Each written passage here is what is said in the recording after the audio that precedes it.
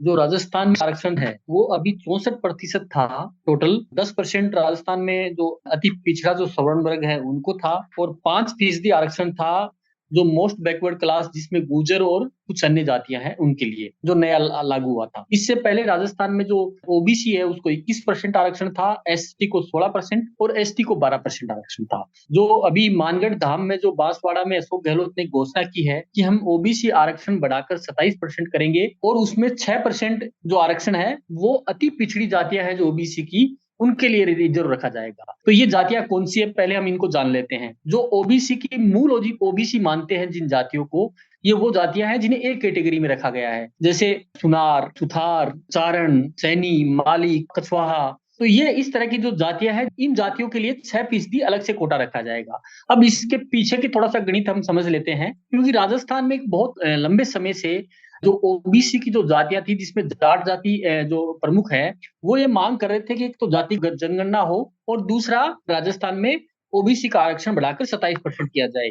ये मांग बिहार में जब से जातिगत जनगणना का काम शुरू हुआ है तब से ही उठ रही थी। और राजस्थान में जो जाट जाति है वो राजनीतिक रूप से अपना प्रभाव रखती है, और कम से कम हर बार 35 सीटों पर जाट जाति के उम्मीदवार जीत के आते हैं। तो ये इस लिहाज से भी ये चुनाव से पहले जो अशोक गहलोत का जो फैसला है, इन वोट बैंक को साधने के लिए किया गया है। और दूसरी चीज, जो मूल ओबीसी है, जैसे सैनी समाज है, तो वो पिछले दिनों जयपुर से जो आगरा मार्ग है वो बांदी कुई के पास जाम कर दिया गया था, और वहां पे पत्थर डाल दिए गए थे। वहां पे हिंसक घटना होते होते भी बची थी, काफी तनाव की स्थिति हो गई थी। तो वो 12% आरक्षण अपने लिए मांग रहे थे। तो ये जो 6% आरक्षण अलग से दिया गया है, उनके लिए रिजर्व रखा गया है, इससे जो उनको भी एक एक तरह से शांत किया जा सकेगा।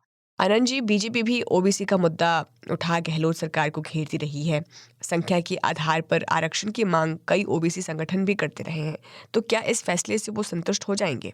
अशोक गहलोत का जो ये फैसला है, इसके बाद राजस्थान में अभी भी ये मामला सुलझ जाएगा ऐसा नजर नहीं आता। क्योंकि देखिए कि आप मूल ओबीसी, और ओबीसी को तो आपने शांत कर दिया, लेकिन इसके बाद जो मोस्ट बैकवर्ड क्लास है, जिसमें गुर्जर और अन्य जातियां हैं, वो जातियां अपना आरक्षण बढ़ाने की मांग करेंगी।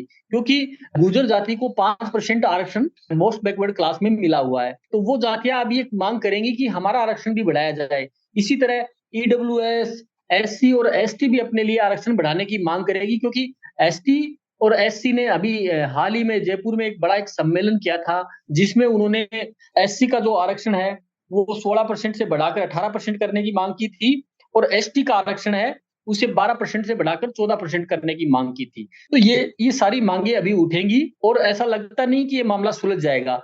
अच्छा, और राजस्थान की सियासत में ओबीसी वोट की ताकत कितनी है, और उनका वोटिंग पैटर्न क्या रहा है? किस पार्टी को सपोर्ट और वोट करते रहे हैं वो? देखिए, ओबीसी जो वोट बैंक है, वो जो मूल ओबीसी जिनको हम मानते हैं, वो आमतौर पर भाजपा का वोट बैंक माना जाता है। लेकिन इधर दूसरी तरफ जो बड़ी जातियां हैं, जो ओबीसी वर्ग में जो यादव, जाट, चारण और इस तरह की जो जातियां हैं, जो राजस्थान में रावणा, राजपूत और इस तरह की जो बड़ा प्रभाव रखती हैं, उनको माना जाता है कि वो मिक्स वोट बैंक है। तो कभी कांग्रेस के पाले में चला जाता है, कभी बीजेपी के पाले में चला जाता है। लेकिन पिछले कुछ समय से देखा जा रहा था कि ओबीसी वोट बैंक भाजपा की तरफ खिसक रहा है। तो कांग्रेस का ये जो चुनाव से पहले ये पूरा एक दाव है कि जातिगत जनगणना कराएंगे, और राजस्थान में जिस जाति का जितना प्रतिनिधित्व है, उन्हें उसके हिसाब से आबादी के हिसाब से उनको आरक्षण दिया जाएगा। और तो ये जो कार्ड खेला है अशोक गहलोत सरकार ने, इसी वोट बैंक को आधार मानकर इन्होंने अपनी तरफ लेने के लिए खेला है।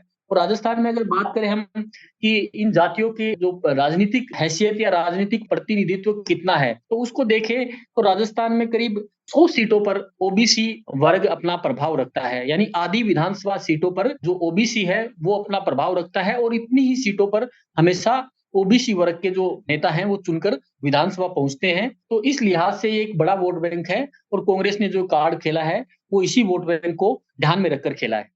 तो अशोक गहलोत जो खुद भी ओबीसी समुदाय से आते हैं, ओबीसी के लिए अतिरिक्त आरक्षण का उनका ये दांव बीजेपी का कितना गेम बिगाड़ पाएगा, ये तो चुनाव में ही पता चलेगा। बहुत बहुत शुक्रिया आनंद चौधरी हमसे बातचीत करने के लिए।